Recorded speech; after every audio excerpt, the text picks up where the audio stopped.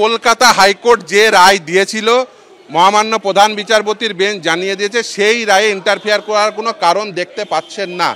এবং শুধু তাই না, বলেছেন যে যাদের ওই বেতন ফেরত দেওয়ার কথা তাদের বেতন ফেরত দিতে হবে, 3 মাসের মধ্যে নতুন সিলেকশন প্রসেস সেটা ইনিশিয়েট করবে।